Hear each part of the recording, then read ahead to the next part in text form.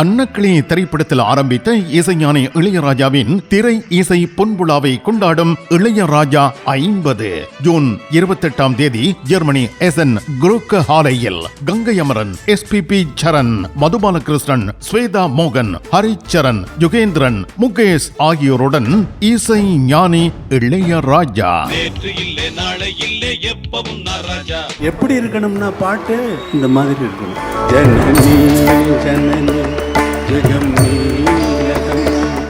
தமிழ் காட்சி ஊடகத்திற்கு நீங்கள் வழங்கி வருகின்ற ஆதரவுக்கு எமது நன்றியை தெரிவித்துக் கொள்கின்றோம். இதுவரையில் சப்ஸ்கிரைப் செய்யாது இருக்கின்ற உறவுகள் தயவு செய்து சப்ஸ்கிரைப் செய்து உங்கள் ஆதரவை தமிழ் காட்சி ஊடகத்திற்கு வழங்கிக் கொள்ளுமாறு மிக்க அன்போடு வேண்டிக் கொள்கின்றோம். மிக்க நன்றி.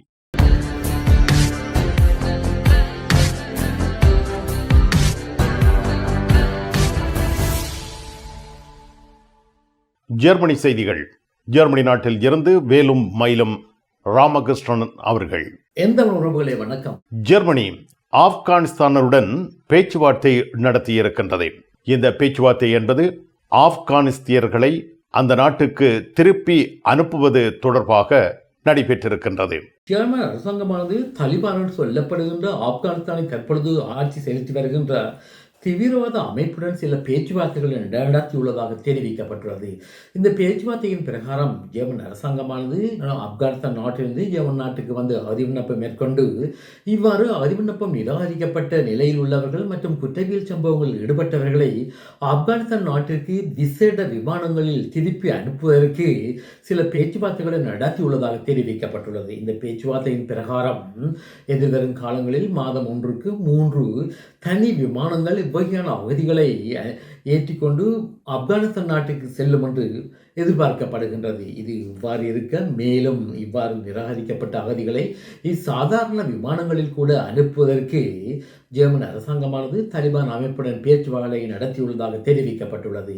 இது இவ்வாறு இருக்க தலிபான் அமைப்பினர் ஐரோப்பிய ஒன்றியத்துடன் இவ்வாறு நிராகரிக்கப்பட்ட அகதிகளை திருப்பி பெற்றுக்கொள்வது சம்பந்தமான பேச்சுவார்த்தை ஒன்றை நடத்துவதற்காக ஐரோப்பாவுக்கு வந்துள்ளதாக தெரிவிக்கப்பட்டுள்ளது. அதாவது ஐரோப்பாவுடைய பாராளுமன்றம் மற்றும் ஐரோப்பிய அகதிகளுக்கு பொறுப்பான அமைப்புடன் இந்த ஆப்கானிஸ்தான் நாட்டின் தற்போதைய ஆட்சியாளர்கள் பேச்சுவார்த்தை நடத்துவார்கள் என்றும், இந்த பேச்சுவார்த்தையின் பிரகாரம் இவர்கள் நிராகரிக்கப்பட்ட இந்த அகதிகளை ஐரோப்பாவில் இருந்து தமது சொந்த நாட்டிற்கு ஏற்பதற்கு தயாராக இருப்பார்கள் என்றும் தெரிவிக்கப்பட்டுள்ளது. இதே வேளையில் தற்பொழுது தலிபான் தீவிரவாத அமைப்பினர் ஐரோப்பாவில் படிப்படியாக தமது கால்களை ஊன்றி வருவதாகவும் தெரிவிக்கப்பட்டுள்ளது. அதாவது இந்த தலிபான் அமைப்பினர் ஐரோப்பாவிற்கு தமது ராஜதந்திரிகளுடைய தொகையை படிப்படியாக உயர்த்தி வருவதாகவும் தெரிவிக்கப்பட்டுள்ளது. உலகளாவிய ரீதியில் கிறிஸ்தவர்கள் தாக்கப்பட்டு வருவதாக ஜெர்மனியில் இருந்து அறிக்கை வெளியாகியுள்ளது. உலகளாவிய ரீதியில் கிறிஸ்தவர்கள் பலர் சிறுபான்மையாக வாழ்கின்ற நாட்டில் துன்புறுத்தப்படுவதாக ஜெர்மனியின் சான்சலர் அம்ட் என்று சொல்லப்படுகின்ற ஜெர்மன் அதிபர் மாளிகை வெளியிட்டுள்ள அறிக்கையில் தெரிவிக்கப்பட்டிருக்கின்றது. உலகளாவிய ரீதியில் 338 மில்லியன் கிறிஸ்தவர்கள் இவ்வாறு துன்புறுத்தலுக்கு உள்ளாவதாக கேள்வி நேரத்தின் பொழுது பதிலொன்று அளிக்கப்பட்டுள்ளதாக ஜெர்மன் பத்திரிகையில் செய்தியாக தெரிவிக்கப்பட்டிருக்கின்றது. குறிப்பாக மத்திய கிழக்கு பிரதேசங்களில் சிரியா மற்றும் ஈராக் போன்ற நாடுகளில் கிறிஸ்தவர்கள் மீது துன்புறுத்தல்கள் தொடர்ந்த வண்ணம் உள்ளதாகவும், இதே வேளையில் இந்தியா மற்றும் பர்மா போன்ற நாடுகளில் கூட கிறிஸ்தவர்களுக்கு துன்புறுத்தல்கள் விளைவிக்கப்பட்டு வருவதாகவும் இந்த அறிக்கையில் தெரிவிக்கப்பட்டிருக்கின்றது. குறிப்பாக இந்தியாவில் கிறிஸ்தவர்களுடைய நடவடிக்கைகள் அரசாங்க நிர்வாகத்தினால் அவதானிக்கப்பட்டு வருவதாகவும் இந்த அமைப்பு வெளியிட்டுள்ள அறிக்கையில் சுட்டிக்காட்டப்பட்டிருக்கின்றது. இது இவ்வாறு இருக்க பர்மாவில் தற்பொழுது இராணுவ ஆட்சியாளர்கள் ஆட்சி செலுத்தி வருகின்ற நிலையில் கிறிஸ்தவர்கள் மீது பாரிய துன்புறுத்தல் நடவடிக்கைகளை தற்போதைய பர்மா நாட்டினுடைய இராணுவ ஆட்சியாளர்கள் மேற்கொண்டு வருவதாகவும் இந்த அறிக்கையில் தெரிவிக்கப்பட்டுள்ளது. ஜெர்மனி பிராங்க்ஃபர்ட் டோர்ட்முண்ட் நியோராவின் சம்மர் சேல் ஜூன் 1ஆம் தேதி முதல் 30ஆம் தேதி வரை மெகா டிஸ்கவுண்ட். சாரிகள் 70% வரை, லெகங்கா 50% வரை, சுடிதார் 50% வரை. தினமும் காலை 10 மணி முதல் இரவு 8 மணி வரை நடைபெறுகின்றது மலிவு விற்பனை. நியோரா பிராங்க்ஃபர்ட் டோர்ட்முண்ட். ஜெர்மனி நாட்டில் ஓய்வூதிய வயது தொடர்பாக ஆலோசனைகள் மேற்கொள்ளப்பட்டுள்ளன. ஜெர்மனியின் அரசாங்கத்தினால் எதிர்வரும் காலங்களில் ஓய்வூதியம் பெறுவது சம்பந்தமாக அரசாங்கத்தினால் நியமிக்கப்பட்ட ஆலோசனை குழுவானது சில ஆலோசனைகளை ஜெர்மன் அரசாங்கத்துக்கு சமர்ப்பித்துள்ளதாக தெரிவிக்கப்பட்டிருக்கின்றது. இந்த புதிய திட்டத்தின் அடிப்படையில் இந்த அமைப்பினுடைய அறிக்கையில் 2041 ஒருவர் ஓய்வூதியத்தை பெறுவதாக இருந்தால் அவர் 67.5 வயதை அடைந்தால் மட்டுமே ஓய்வூதியத்தை பெறக்கூடிய வகையில் இந்த ஆலோசனை மையம் வழங்கிய ஆலோசனைகள் தெரிவிக்கப்பட்டுள்ளதாக பத்திரிகை செய்திகளில் வெளியிடப்பட்டிருக்கின்றது. இதே வேளையில் 2051 ஒருவர் ஓய்வூதியத்தை பெறுவதாக இருந்தால் அவர் 68 வயதை அடைந்திருத்தல் வேண்டும் என்றும், 2090 ஒருவர் ஓய்வூதியத்தை பெறுவதாக இருந்தால் அவருடைய வயதானது 68 அடைந்திருத்தல் வேண்டும் என்றும் இந்த அமைப்பு வெளியிட்டுள்ள அறிக்கையில் தெரிவிக்கப்பட்டுள்ளதாக பத்திரிகைகளில் கோடிட்டு காட்டப்பட்டுள்ளது.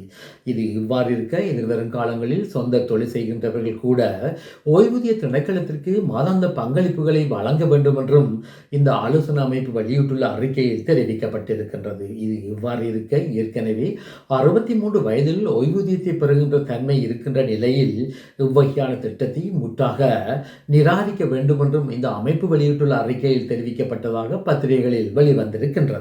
ஜெர்மனி நாட்டில் சமூக உதவி தொடர்பாக புதிய சட்டம் ஒன்று கொண்டு வரப்படுகிறது.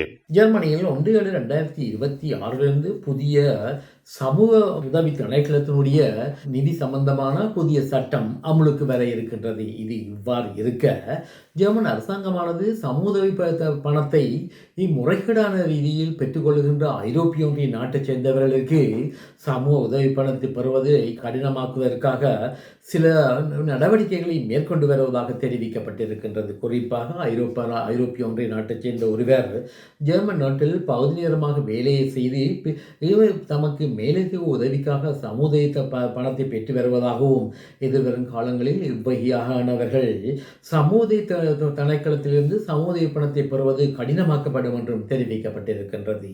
ஐரோப்பிய ஒன்றிய நாட்டைச் சேர்ந்தவர்கள் இந்த நாட்டிற்கு வந்து வேலையை செய்து கொண்டு பின்னர் கிண்டர்கார்டன் சொல்லப்படுகின்ற குழந்தைகளுக்கு வழங்கப்படுகின்ற நிதியத்தை பெற்று வருவதாகவும், இதே வேளையில் இவர்களது குழந்தைகள் அவர்களது சொந்த நாட்டில் வாழ்ந்து கொண்டிருக்கும் பொழுது இவ்வாறு இந்த கிண்டர்கார்டன் சொல்லப்படுகின்ற பணத்திற்கு விண்ணப்பம் செய்யப்படுவதாகவும், எதிர்வரும் காலங்களில் இவ்வகையாக ஐரோப்பிய ஒன்றிய நாட்டிலிருந்து ஜெர்மன் நாட்டுக்கு குடிபெயர்ந்து வேலை செய்கின்றவர்களுடைய பிள்ளைகள் அவர்கள் சொந்த நாட்டில் வாழும் பொழுது அவர்களுக்கு இவ்வகையான கிண்டர்கார்டன் என்று சொல்லப்படுகின்ற குழந்தைகளுக்காக வழங்கப்படுகின்ற நிதியத்தை வழங்குவதை இடைநிறுத்த வேண்டும் என்றும் தற்போதைய அரசாங்கத்தில் உள்ள பாராளுமன்ற உறுப்பினர்கள் குரல் கொடுத்து வருவதாக தெரிவிக்கப்பட்டிருக்கின்றது.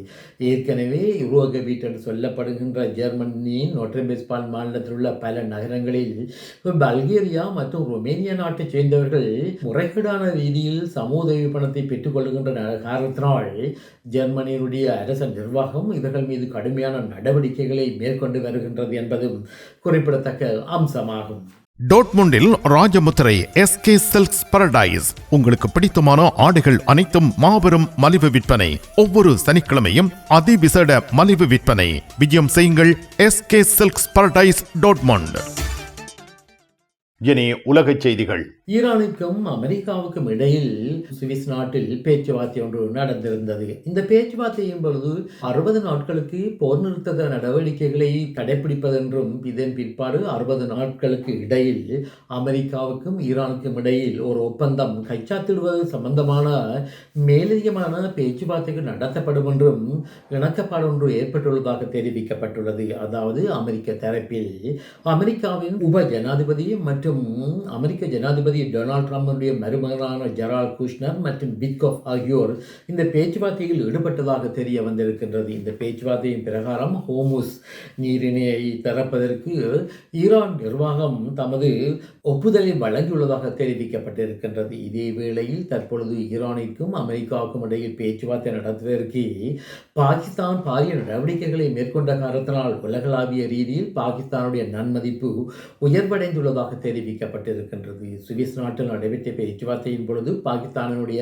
இராணுவ தலைவர் முனீர் மற்றும் பாகிஸ்தான் நாட்டினுடைய பிரதமர் ஷெரீப் ஆகியோர் இந்த பேச்சுவார்த்தையில் ஈடுபட்டதாக தெரிவிக்கப்பட்டுள்ளது. பிரித்தானியாவுடைய தற்போதைய பிரதமரான ஷ்ரமர் தொழிற்கட்சியினுடைய தலைவராக.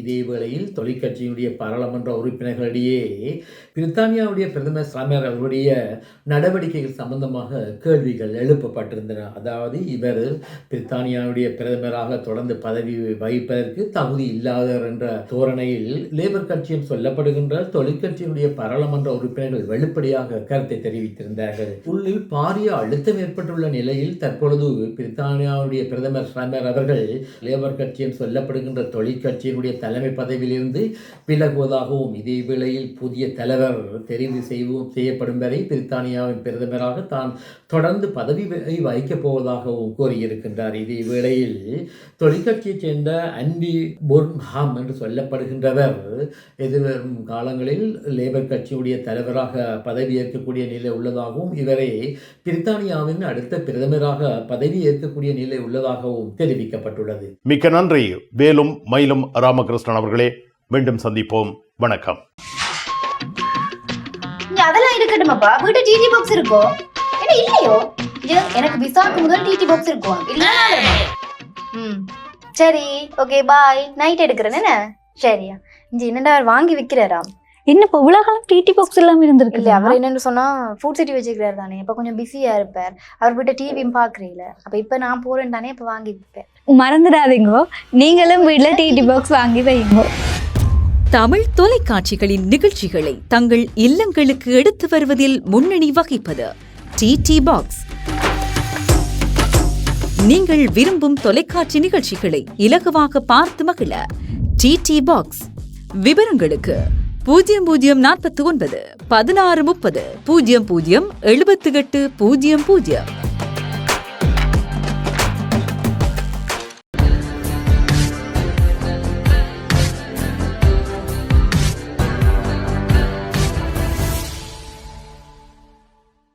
ஜெர்மனியில் உங்கள் நண்பன் கோபரா ஞானம். நாகரிக நங்கிற்கும் ஆடவருக்கும் ஏற்ற நவீன ரக புடவைகளை ஜெர்மனியில் நாள்தோறும் அறிமுகம் செய்யும் கோபரா ஞானம் ஸ்தாபனத்தில் தரமான ஆடை திணுசுகளை எப்பொழுதும் மலிவு விலைகளில் பெற்றுக் கொள்ளலாம் என்பதை மறந்து விடாதீர்கள். கோபரா ஞானம் டாட்மண்ட்.